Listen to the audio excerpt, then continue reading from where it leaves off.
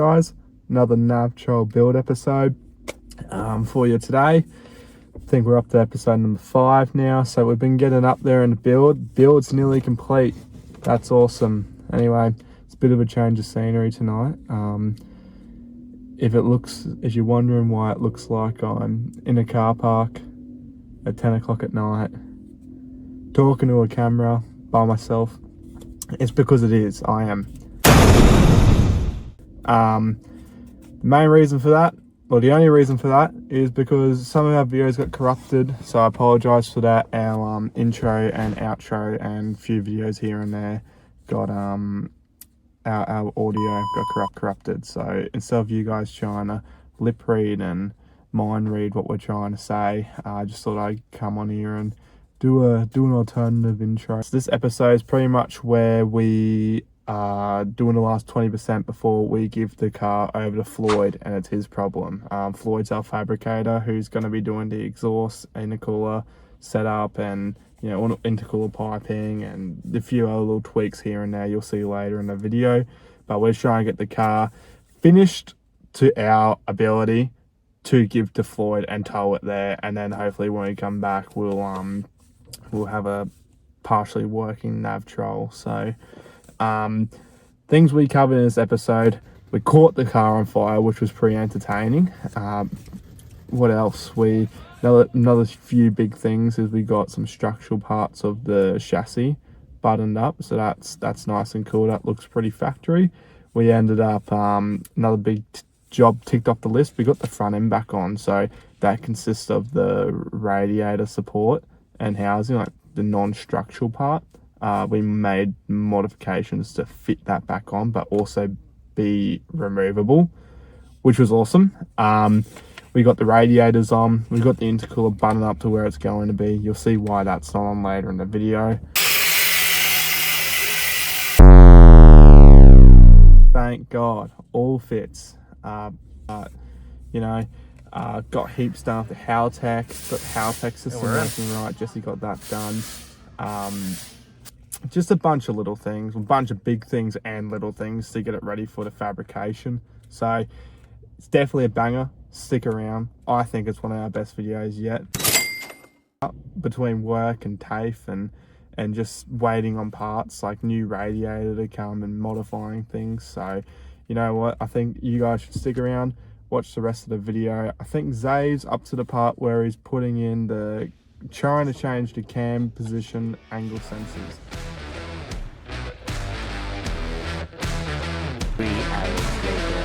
Alright, so I'm cracking on the crossmember here. For engineering, it's required to have a crossmember bar here, but because of sumps here, it's going to hit the factory. It's just used to go straight across, and obviously that won't work. So we've got some metal.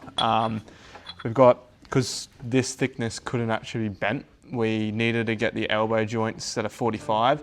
What I'm thinking is going to happen is we're just going to slap it on there, have 45 going down, 45 going up, and have the new height of the bar going straight underneath the sump. I think that'll be good. It's just I'm going to mock it up a bit more, figure out what I'm going to do, and weld it in. So I've just tack welded these two together. Pretty much like I said earlier, they're going to be buttoned up against this. Sort of the vision I'm going for: whack that up against there, whack that up against there, and then what I'll do is I'll throw a bit of metal in between there and there, and I think that should be the cross member. I think that's sort of the most factory way I can do it without it looking, Frankenstein, like the whole car. Probably actually blend in. Just a quick little trick. What I do, cut and shoot, we don't actually have a drop saw, we only have a grinder, so we sort of not really that equipped. But you get a couple of zip ties, zip tie them together, and you sort of just tighten them, and it'll try to tighten very straight rather than having to get something that's going to eyeball it, round it around. So get it. So helps if you have two, because you can sort of wiggle it around and it pulls itself straight. Okay, I'll cut this now and hopefully it fits straight up. Probably not, but hopefully it does.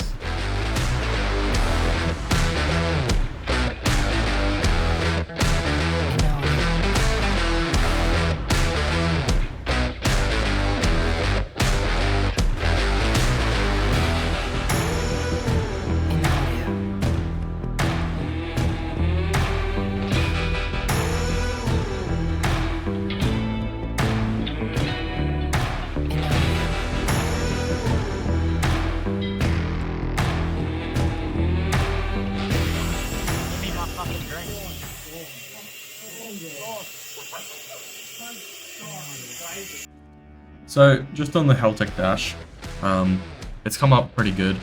As you can see, the brackets are in. They're just tech screwed to the bus deck, but it will do for now. Going to install it, it wasn't too bad. It actually fit pretty good. The wires pretty much hook straight in now. Now it's all pre-wired. So it will hook into the OBD2 port. That's not ideal, but it's good enough for now. And then that will hook into, as you can see, the other plug I'm holding with my left hand will be going into the diagnostics of the computer for quick access, and I'm sure the tuner will be pretty happy with that too, easy to program. And yeah, now just doing a first test, make sure it's still working. As you can see, it's turned on, so it's always a good sign. It takes a little bit for it to boot up on the first time, but that will get better. Yeah, happy with that. Fitment's pretty good. I'll just add a little backdrop in the background, something black, and Jaden's pretty stoked. So, just pulling apart the interior again. The head unit, for some reason, isn't working. We got the Haltech in though, so the Haltech fully functional. Which takes a little bit to turn on, but yeah, I'm gonna have to see what we can do about that. That's all in. The head unit isn't working, so it's just an eBay one, but it's a massive tablet. Pulling it apart again and try and figure out that, so then we can put the interior back together for the final time.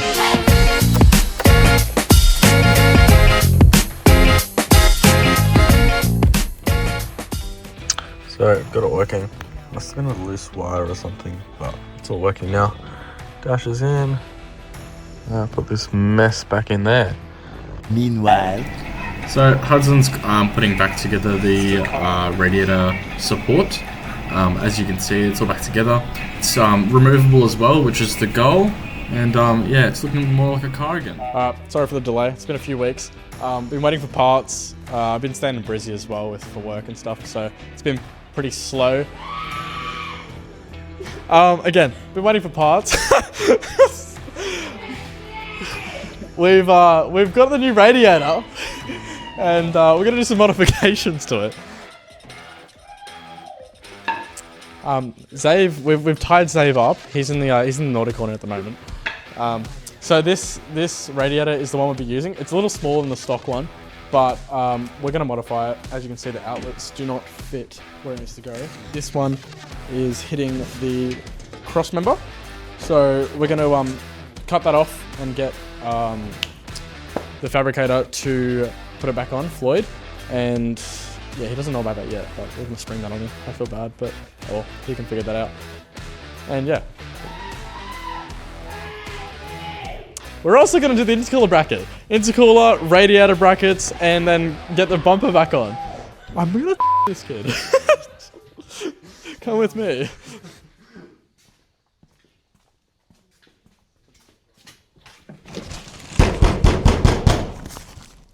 Hey!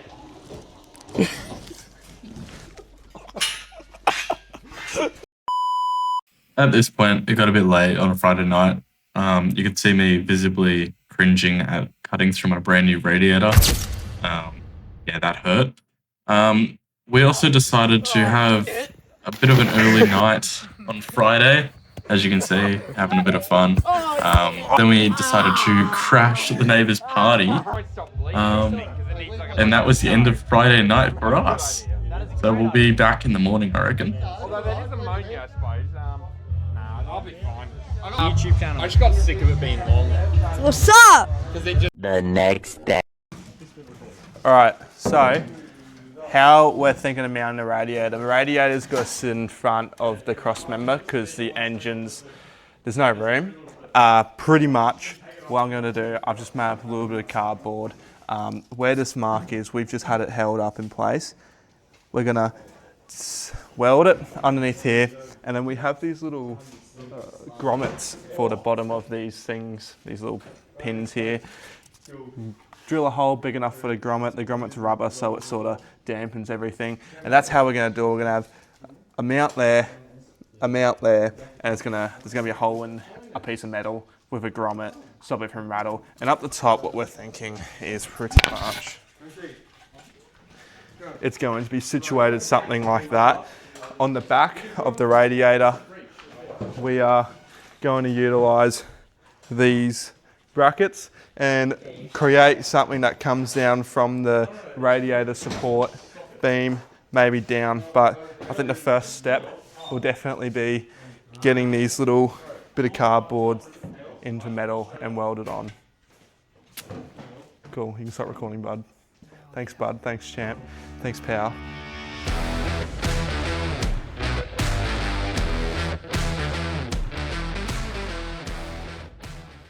So I have gone ahead off camera, just mounted the whole thing. What you saw me doing was just welding these little tabs on. I used these little rubbers that came with the radiator as like a bit of cushioning, so that's not going anywhere. On top, we've just utilised the mounting brackets on the back, like I said earlier, and made it bolt onto the cross member, which we did off camera. But otherwise, that's looking pretty good. With the intercooler, with the intercooler, what we're thinking is, because there's not going to be any room for the bumper, we might have to custom make brackets so the intercooler and the radiator is one piece, if that makes sense. That's not going to be our job, that's going to be the fabricator's job when he's doing the exhaust and the intercooler piping and everything, but see how it goes. But Jesse's just done something with the bumper, I'm sure he'll show you that. Alright, so we've got the radiator on, as Hudson was saying. We're going back to chrome, so we're getting rid of the pretty crappy DIY mesh grill. We've had to do a bit of modification, but it actually fits pretty well. This corner sticks out a little far. That's going to fit like that, as you can see. Oh, it's pretty good. We're going to fit a couple zip ties off to these because, as you know, there's some factory stuff. Let's take a step back and have a look at it. Looking like a car again. We'll get a bumper on next and make it actually look like the car and drive it.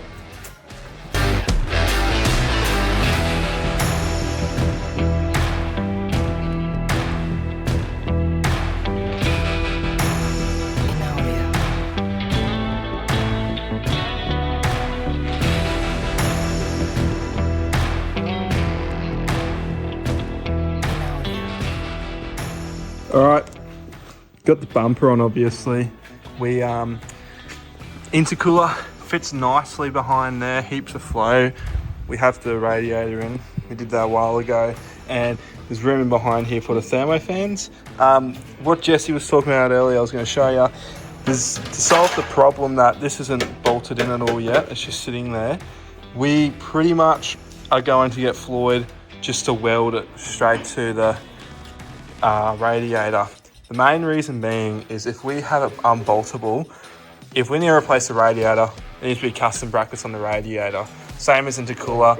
If there's custom brackets on the intercooler, we need to replace it. It's going to work out easier just to have not like a weld there, and weld on the bottom. Once you take the bumper off, it'll be easy to get to, which will keep it as one piece, and he'll be able to run the intercooler piping, we'll do radiators, hoses and everything. But no, that's the situation with that. But no, it's starting to look like a car again, which is good. Meanwhile,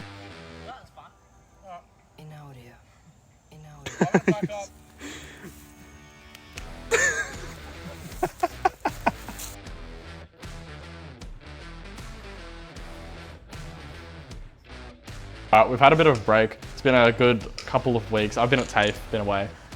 We finally manned up and we've actually got a list for once.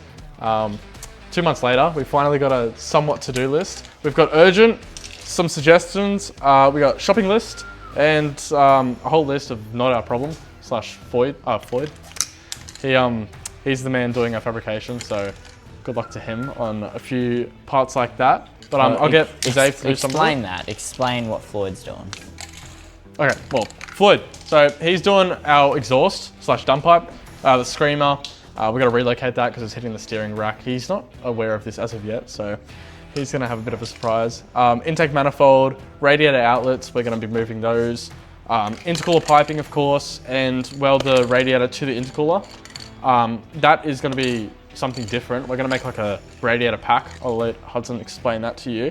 And we're also going to give all my savings to Floyd and give him a fat kiss for all the work he's going to be doing for us. But Zave, talk about the rest. Yeah, so we got on urgent. Air freshener. Radiator hoses, clean up wiring in the engine bay. Which it's actually not too bad, but we got to get it away from all the heat sources so we don't melt it and fuck the whole thing. Then wire up headlights. They're not working, but anyway. They are working. They're not working. They're not working. Thermo fans. A horn. We need a horn.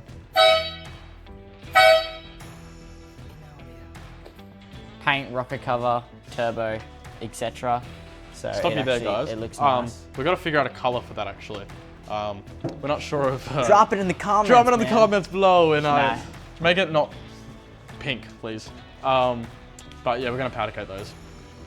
Mount the ECU. / find somewhere to locate that.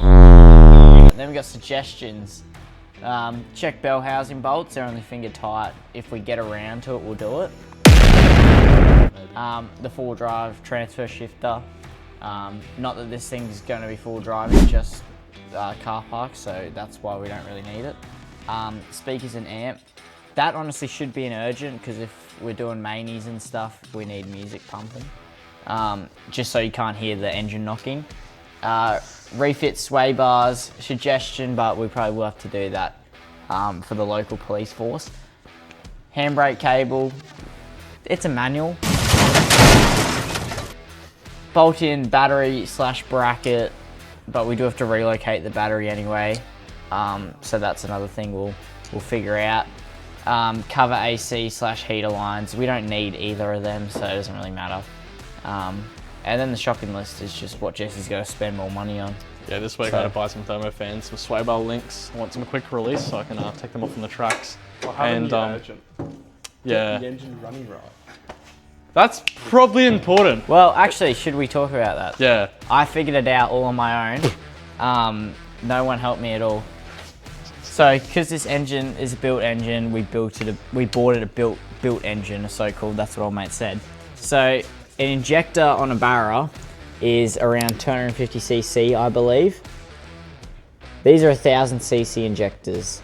So pretty much it's squirting, squirting a lot of fuel, about like 4 times the amount of squirting of fuel into the engine to what normally. So that's why we think that because it's smoking so much, it doesn't smell like oil and it smells a bit like fuel. There's so much smoke. It's because so much fuel's been squirted in there, and Stop saying it's squirting, man. it's just burning that all. And we pull up the dipstick, or if we were to drop the oil, there'll be a couple litres of fuel in there. Yeah, so the engine's squeaky clean now. It's probably been cleaned from the inside out. Not sure if just from all the squirting and that. But yeah, lots of squirting, isn't there, Zoe? Yeah. And so pretty much what we have to do is the tuner Kai, he needs to we don't really understand. Well, I don't really understand, so it can recalibrate, I think. Yeah. So for the meantime, we've actually wound down the fuel regulator, absolutely pretty much zero, about 5 psi. And now it's shooting flames. So no smoke, but just straight flames. So I think that is right about Zave for once. He's actually done some work, haven't you? Good. And yeah, so we hope that's our issue. And after the fabricator, we should be able to drive it home from the tuner. Is the goal, isn't it?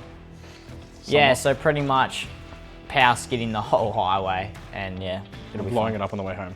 Anyway, that's to come. Oh, damn.